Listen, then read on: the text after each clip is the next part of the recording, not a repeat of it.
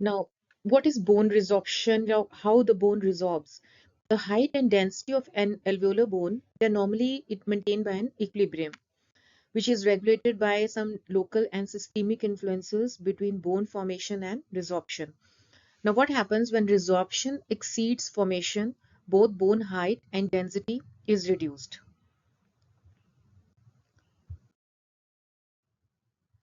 Now, what are the causes of bone destruction in a periodontal disease? There could be three main causes for the for the bone destruction in a periodontal disease. There could be an extension of a gingival inflammation.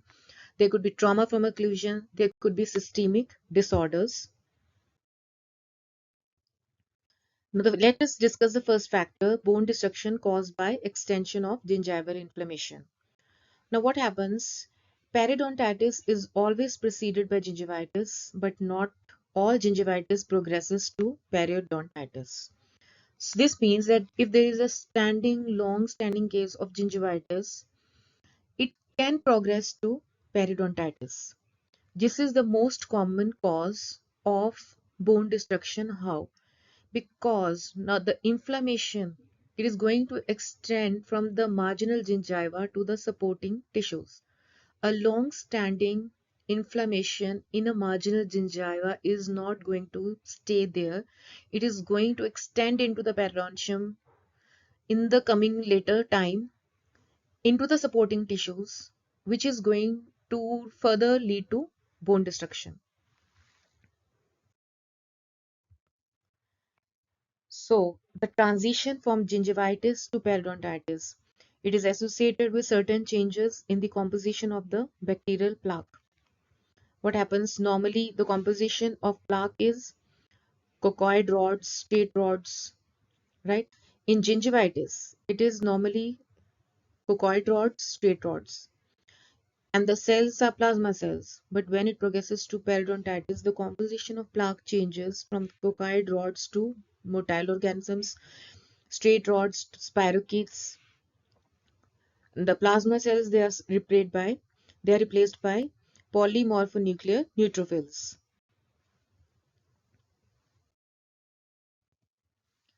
Now, there are certain pathways of spread of inflammation. How the inflammation extends, there is not like this. It will be from all the sides. It will extend from the gingiva into the periodontium. It's not like that. There are certain pathways, or you can say this. There are certain ways of the spread of inflammation. So, and those ways are also different. Like, if you see from the facial and the lingual aspect, the inflammation will first extend from the gingiva to the outer periosteum, then from the periosteum to the bone, or either gingiva to the periodontal ligament directly. So there are three ways. Facially and lingually, we can see three ways: from the gingiva either to the outer periosteum, or from the periosteum to the bone, or from the gingiva to the periodontal ligament. But interproximally, the routes are different. Now, here the inflammation will extend from the gingiva along the outer periosteum, then from the gingiva into the periodontal ligament, and third from the periosteum into the bone.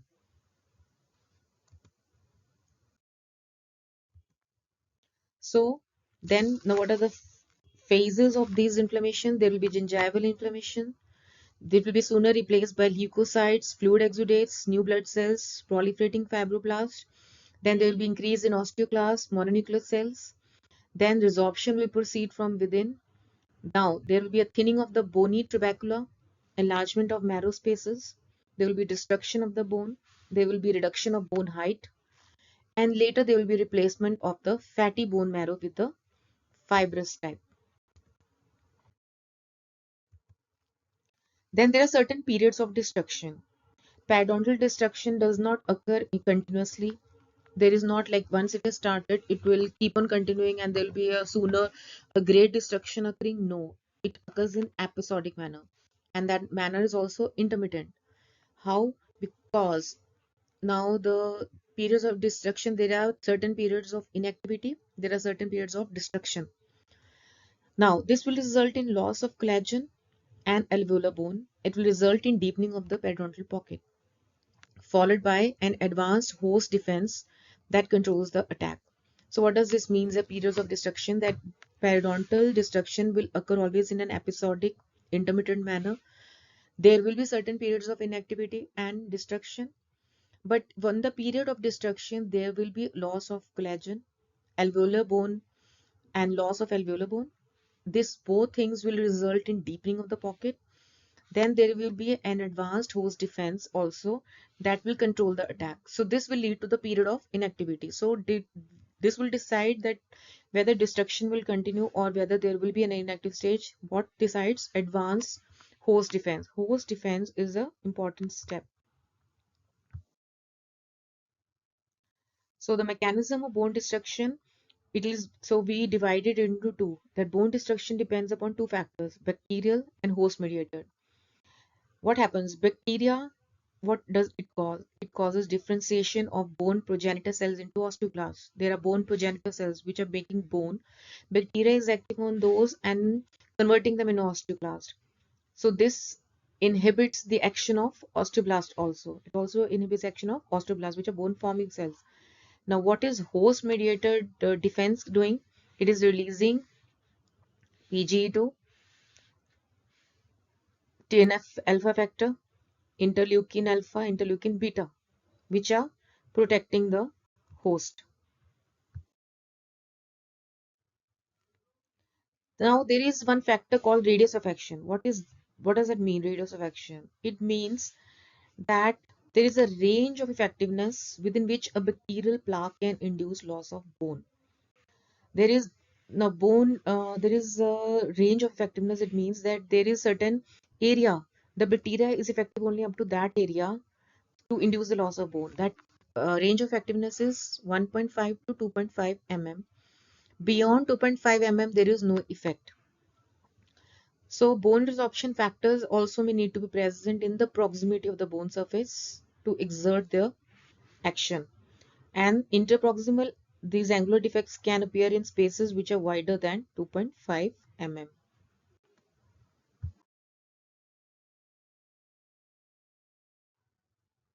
Now, what decides the rate of bone loss? Now, in individuals with no oral hygiene, on the facial surface, an average rate of bone loss which has been calculated is 0.2 millimeters per year. And on the proximal surface, it has been calculated to 0.3 millimeters per year. Second factor is there is trauma from occlusion. What does that mean? Trauma from occlusion, as we know that it is the capacity of the periodontium to withstand the occlusal forces. So it is a periodontal response to that external force. Trauma from occlusion, TFO, it can occur either in the presence of inflammation, also in the absence of inflammation. Now, in the absence, its effects can range from resorption to necrosis also. And persistent TFO can result in angular defects. Persistent TFO results in angular defects of the bone. Third factor is the systemic disorders. Bone destruction is also caused by systemic disorders. So what is the possible relationship between periodontal bone loss and systemic disorders? There are certain systemic disorders where the bone resorption is a bit more, like osteoporosis. The bone mineral content, there is a loss of bone mineral content and there is structure bone changes. And there are certain risk factors like aging, smoking, then osteopenia, in which there will be tooth mobility and tooth loss, hyperparathyroidism, leukopenia. Now, there are certain patterns of bone destruction. How the bone destruction occurs? It doesn't occur either vertically, it doesn't occur only horizontally. There are many ways in which a bone destruction can occur. There will be different patterns.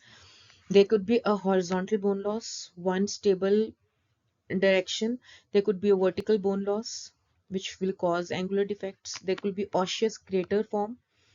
There could be bulbous bone contour. There is reverse architecture, then it's called ledges, then there is percussion involvement. Let's discuss each one. What is horizontal bone loss? It is the most common pattern which is seen of bone loss. Here what happens that the bone height is reduced, but the bone margins, they remain perpendicular to the tooth surface. If you see the interdental septa, if you see the facial and the lingual cortical plates, all are affected though, but the level of the bone margins remain perpendicular. Whereas in the vertical or the angular defects, just see this side and just see this side, it occurs in an oblique direction. Most it leads to something hollowed out a trough alongside a bone, and it which is further classified that on the basis of number of walls left.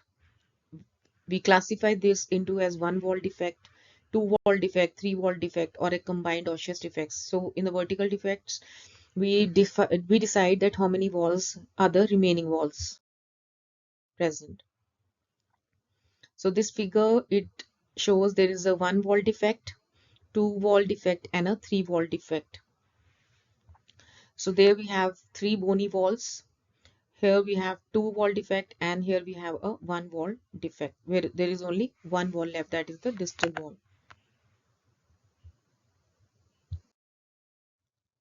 Then we have osseous craters. What are osseous craters? Sometimes certain concavities form in the crest of the interdental bone. What happens in some type of bone dissection pattern, you will find concavities in the crest of the interdental bone, which is confined within the facial-lingual walls though. Now there are certain reasons why these form. Plaque accumulation, which is difficult to clean. Normal concavity in the lower molars, it could be normal concavity. And it could be certain vascular patterns from gingiva to the crest, that is a pathway of inflammation. Then you will certainly, sometimes you will see bulbous bone contours. What does it mean? That there is bony enlargement, bulbous bone contours. Bony enlargement you will see, which is an adaptation to exostosis in certain cases. It is also adaptation to function or buttressing bone formation, and it's more in maxilla than in the mandible.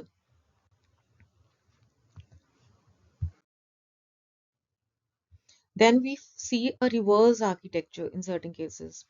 Reverse architecture, it means that there is the pattern changes. The normal architecture of the bone is that in the interdental bone we see a great height and then the concavity is like this. In the reverse architecture, the concavity goes in the opposite direction. It is most commonly seen in the maxilla. And why? What does happen when there is a loss of the interdental bone, facial and lingual plates? But there is without concomitant loss of the radicular bone. The radicular bone remains at the same height, but the interdental bone, facial, lingual, they all loss is there. Then we classify ledgers. What are ledgers? These are some plateau-like bony margins, and they are caused by resorption of thickened bony plates. Then we classify furcation involvement. Now, furcation involvement is here the bone loss occurs in the furcation area. It involves the bifurcation or the trifurcation of any multi-rooted teeth due to periodontal disease, and this is most commonly seen in the mandibular molars and least common in the maxillary premolars area.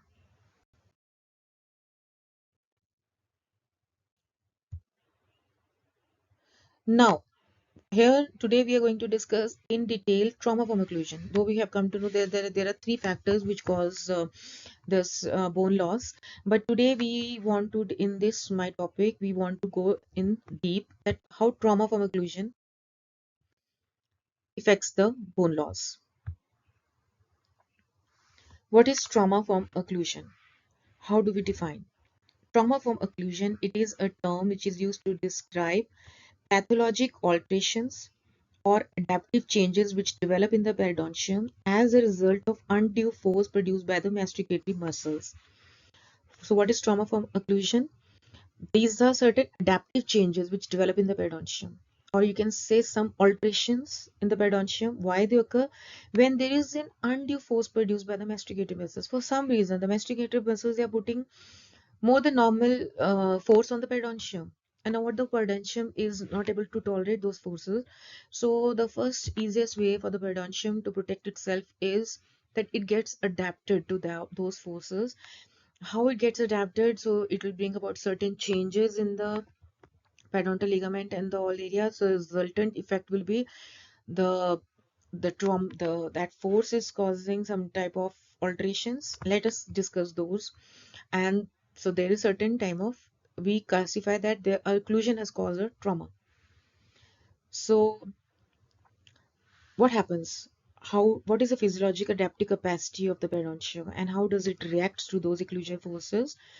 Normally, what happens, the periodontium always attempts to accommodate the forces which are exerted on a crown, on the tooth crown. Whatever force is coming, it's the duty of the periodontium, or it's the part of the periodontium to accommodate those forces.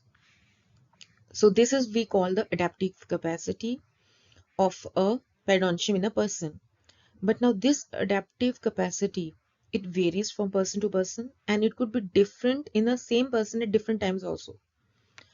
And it could be different in different areas also. On a molar, you could be more adaptive. On a premolar, your periodontium is less adaptive, like that.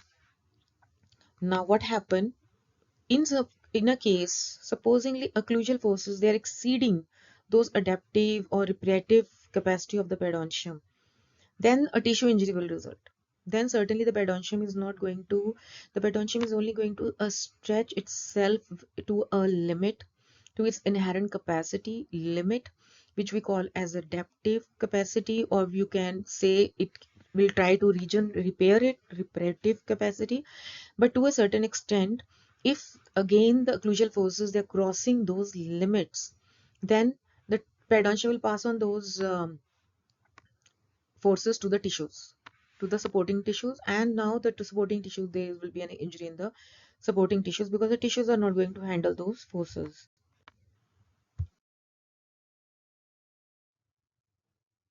So there were different definitions of trauma from occlusion given by different authors.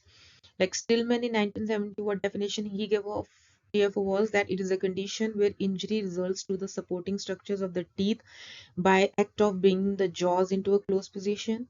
Glickman 1962 gave the definition that when occlusal forces will exceed the adaptive capacity of the tissues, tissue injury will result. The resultant injury will be termed TFO. WHO in 1978 gave that a damage in the periodontium which is caused by any stress on the teeth, which is produced directly or indirectly by teeth of the opposing jaw, and their glossary of periodontic terms, according to them, an injury to the attachment apparatus as a result of excessive occlusal force. So in all the definitions, one thing is clear, that any exceeding occlusal force will result in damage to the periodontium, to the supporting tissues. Now, trauma from occlusion has been classified as, it is normally classified as acute or chronic. So there are two types of trauma from occlusion. It will be either an acute trauma could occur, either a chronic trauma is there. So when there is a trauma, you have to first identify what type is, either is it acute, it is of a short duration, or it has been long standing one. So how do you differentiate that whether it is an acute trauma from occlusion or it is a, now there are certain factors. Any abrupt occlusal impact, such as, for example, you have certainly bite, the patient has bited on a hard object. Patient has unintentional or by certain reason, he accidentally, the patient took a bite on a hard object, like some olive pit came into the patient's mouth, certain something during eating or chewing, something came into the patient's mouth, and certainly the patient had a hard biting on that object. Then some restorations, high restorations, prosthetic appliances, the restoration is high, any prosthetic appliance, it is high, it is interfering with the occlusal forces. Now the patient, suddenly that patient will have something, a trauma. Now this type of trauma will be called acute trauma. So what will the features of that? Patient will complain of pain, a certain pain. There will be a sensitivity to percussion. There could be a tooth mobility also. For example, if you see this slide, suddenly the patients bite on this, and here there is a high feeling, a high, an an appliance which is interfering with the occlusion.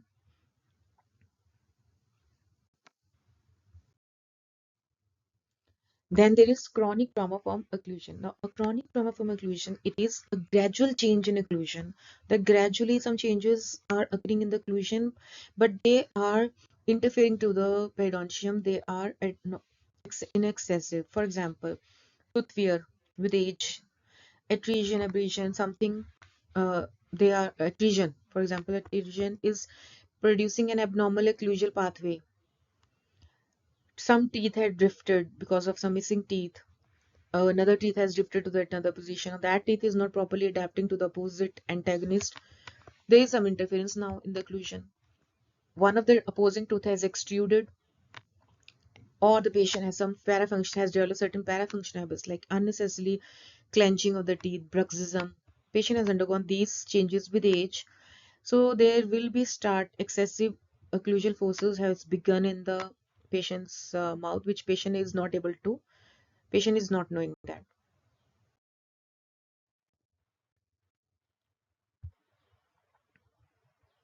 Now, we also classify trauma from occlusion into two types, primary and secondary also.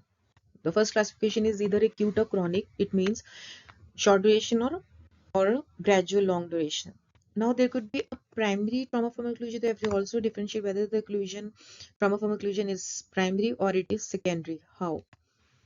Now, primary trauma from occlusion is that there is an excessive and non-physiologic force which has been exerted on a teeth which is of a normal, healthy, non-inflamed periodontium. There is a tooth which is in a normal, healthy, non-inflamed periodontium, but certainly an excessive non-physiologic force got exerted on that tooth, and the force has been exerted in one direction or as a jiggling. So this is the center of rotation of the tooth, and there is a certain type of force in one direction. Now, what will happen in the periodontal ligament? There will be a zone of compression, there will be a zone of tension. There is a compression on one side, there is a tension on one side. They will in this, so what happens? One side there is a tilted type of force. So one side there is a tension has begun, one side compression has begun. So temporarily you will see increased mobility to adapt to that. There will be certainly the periodontium is going to do functional adaptation. But there will be no changes. There are no changes in the supracrestal fibers will have no change. Periodontal attachment has also not, there is no loss of periodontal attachment. Even the pocket depth has not been altered. But the forces were too high. They were above the adaptation of the above the adaptive capacity of the periodontium. So it led to necrosis of the periodontal ligament.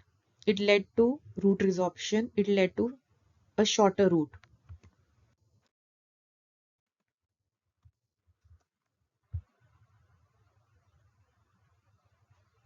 So this side, if you say a tipping type of movement has occurred.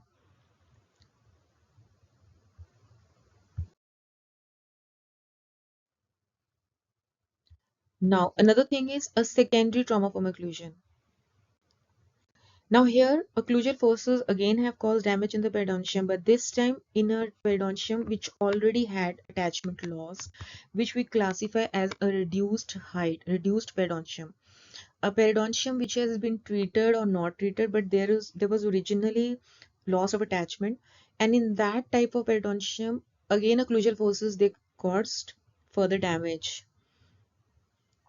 So Glickman in 1960 formulated this hypothesis that like premature contacts and excessive occlusal forces, they could be a cofactor in the progression of periodontal disease. How? Because they change the pathway and spread of inflammation into the deeper periodontal tissues. So if you see this picture, there is a normal periodontium. This is how the occlusal forces act. This is how they react. The tooth reacts, the periodontium reacts, and there are no changes.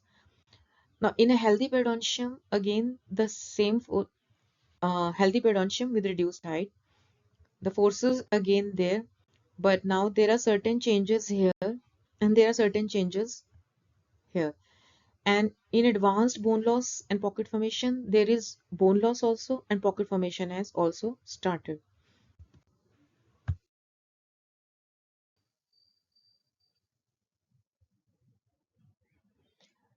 So next are certain factors. So the next slide here, now we will discuss that what are the factors that help increase in the traumatic forces. Now there are certain factors which decide how far the traumatic forces will act on the periodontium. So what factors they decide?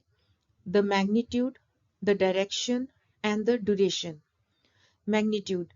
Now when the magnitude of occlusive forces is increased, the periodontium will respond with the widening of the pedial space. There will be increase in the number and the width of the periodontal ligament fibers. There will be increase in the density of the alveolar bone. And how is the direction of occlusal forces going to affect the periodontium? What happens? Normally the periodontal ligament fibers, they are such arranged that they are able to withstand the occlusal forces which are along the long axis of the tooth, parallel to the long axis of the tooth.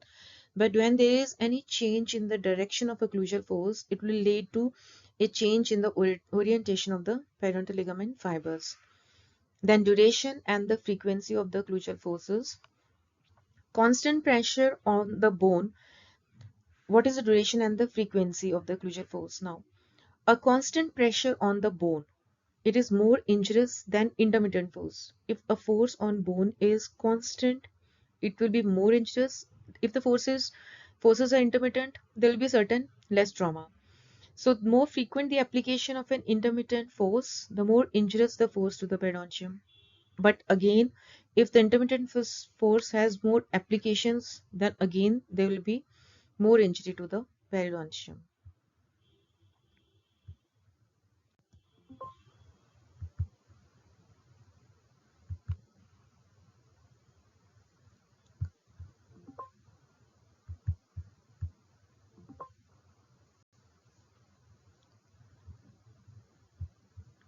So next we go to the next slide.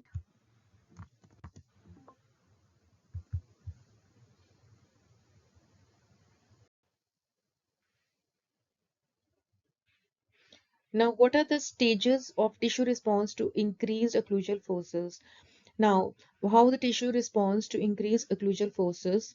It doesn't, there are again some stages. Now, when there are increased occlusal forces, there is a tissue response. And how the tissue responds? It responds in certain three stages.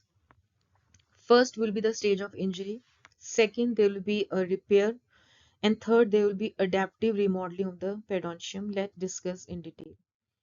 What happens? Stage 1 is the injury. Now, when a tooth is exposed to excessive occlusal forces, first of all, the periodontal tissues now they are unable to withstand.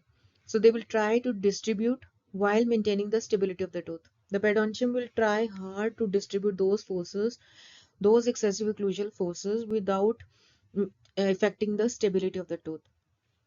Now, this will lead to certain well-defined reactions in the periodontal ligament and alveolar bone.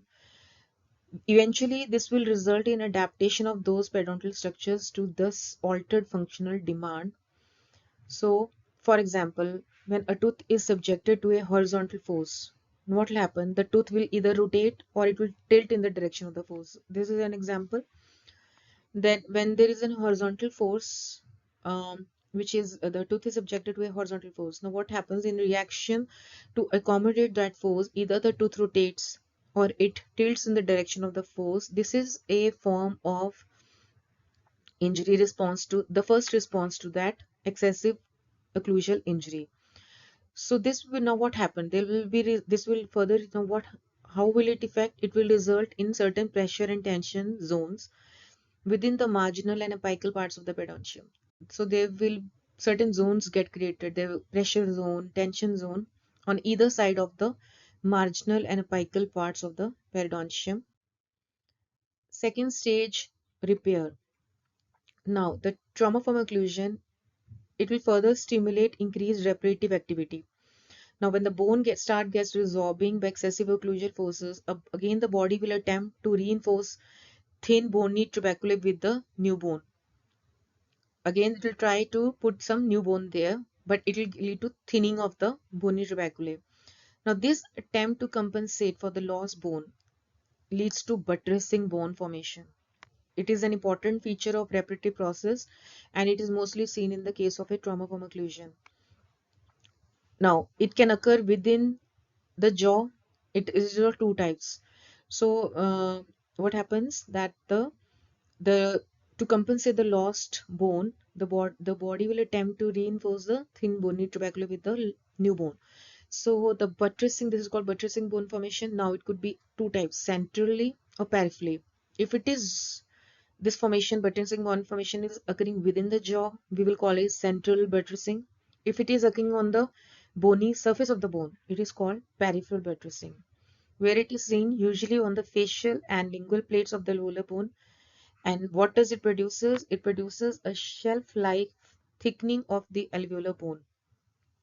There will be thickening of the alveolar bone, and it will, which is referred to as lipping. Now the third stage, adaptive remodeling of the periodontium.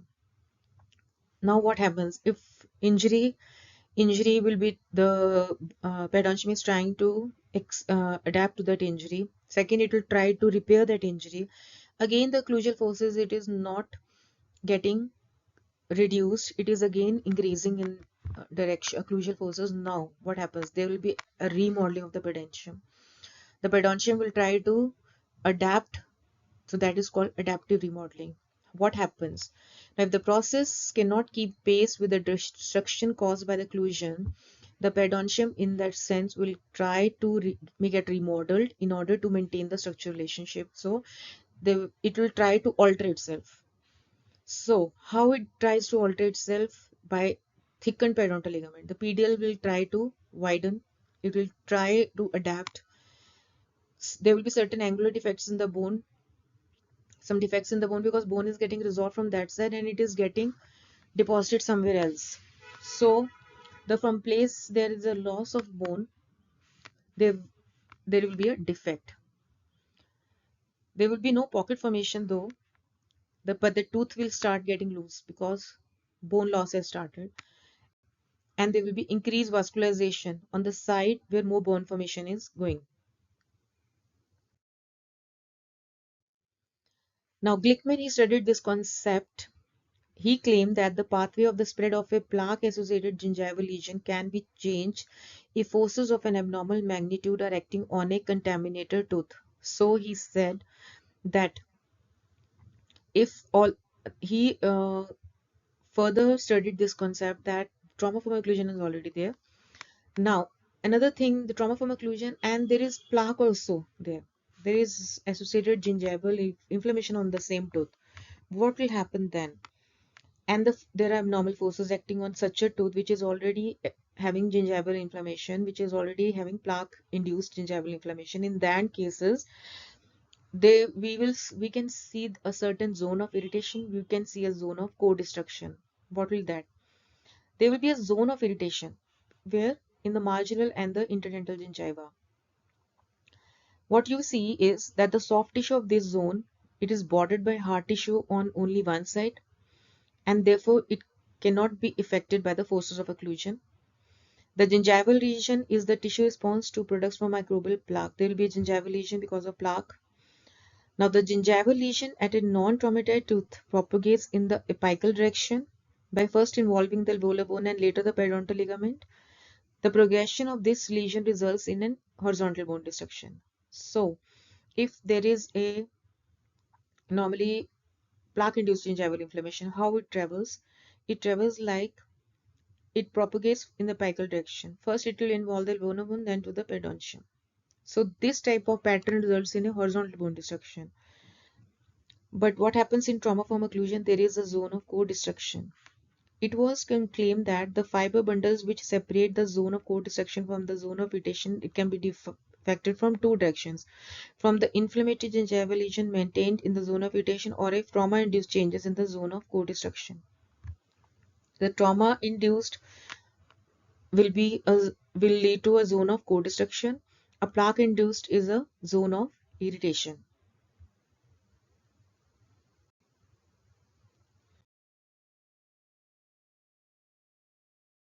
Verhoek, he's another author who studied this trauma from occlusion. He gave his own concept in 1979. What did he say? That the loss of connective tissue attachment and bone around a teeth, according to Verhoek, It is exclusively the result of inflammatory lesion associated with subgingival plaque.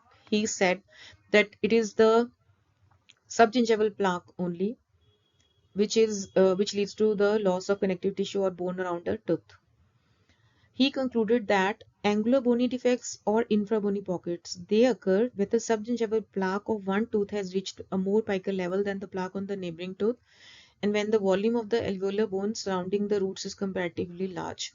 So he was not into the trauma from occlusion. So he said that according to him, the angular bony defects, infrabony pockets, they are they occur when the subgingival plaque has reached more apical level, normally when the plaque is going subgingival and volume of the alveolar bone is large.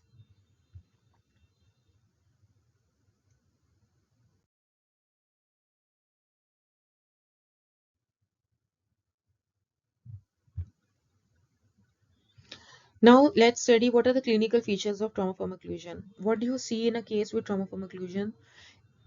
Any case of trauma from occlusion, you could see tooth mobility. There could be pain on chewing or percussion, fremitus, occlusal discrepancies, wear facets, tooth migration, chipped or fractured teeth, thermal sensitivity.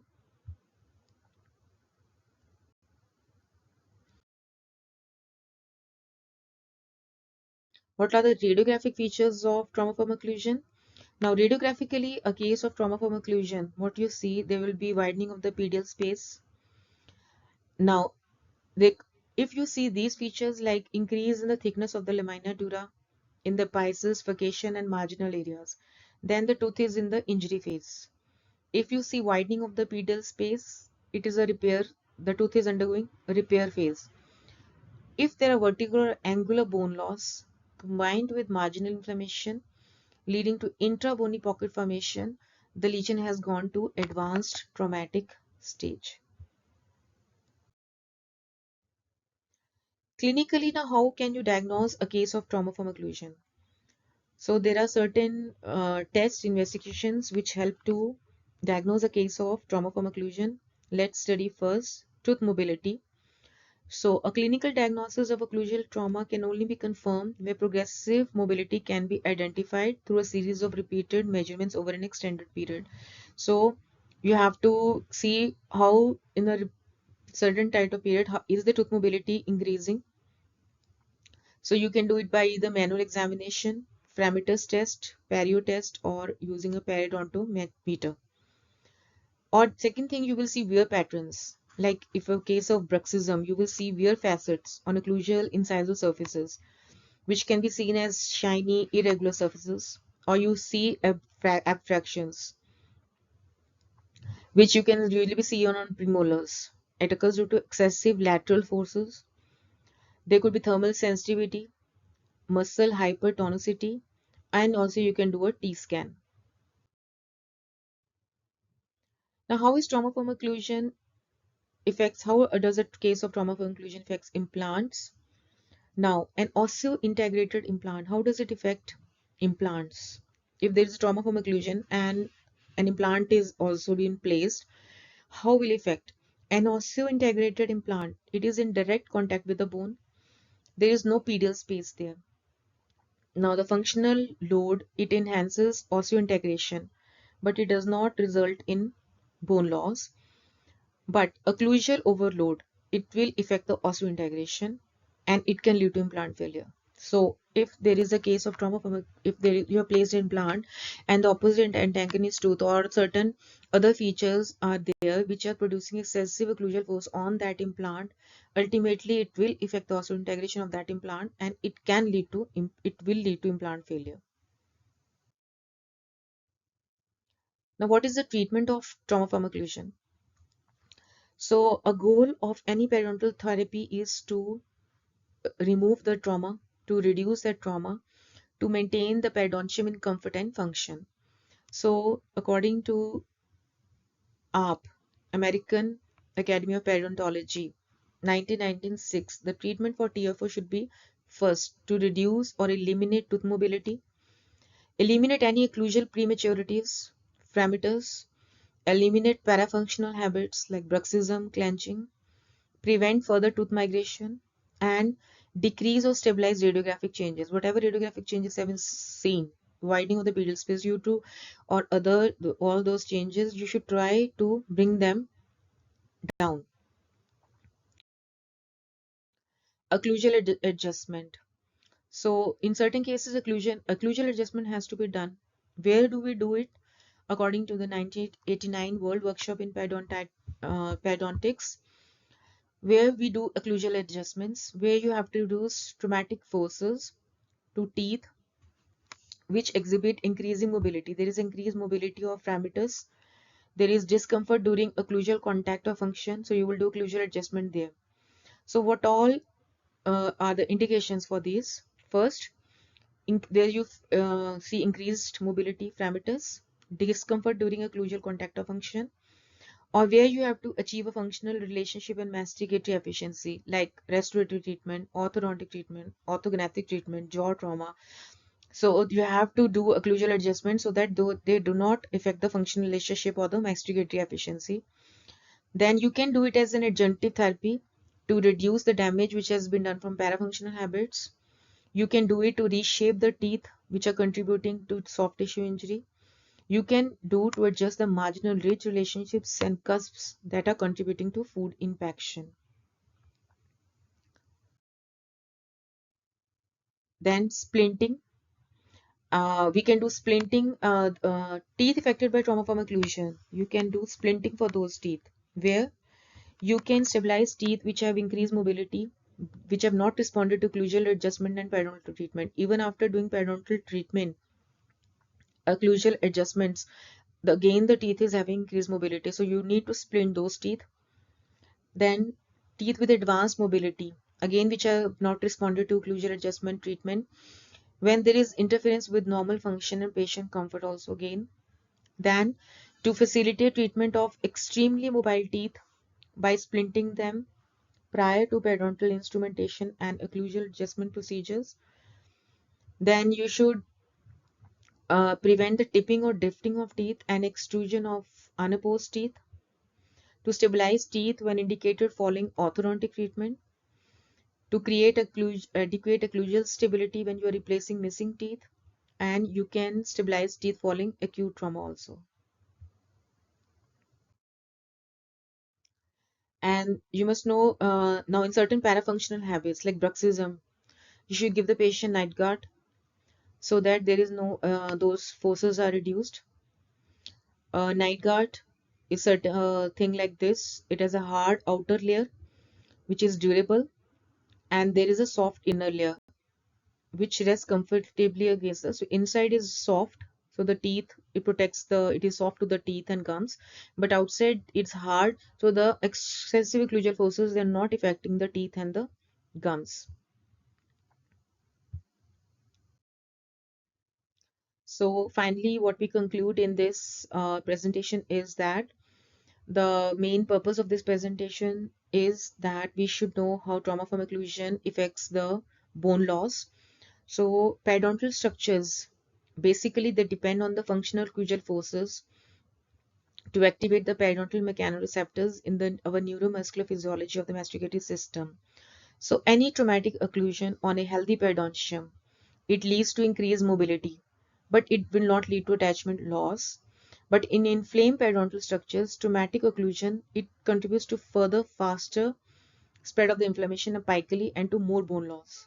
So traumatic occlusion on a healthy periodontium and traumatic occlusion on an inflamed periodontium, the results are different. So we should treat the traumatic occlusion more faster or more fast in the inflamed periodontium than in a normal periodontium also, so that we should you should get more quick relief from that trauma from occlusion, because it is going to produce very fast loss. So these are the references certain which we can go through. Thank you.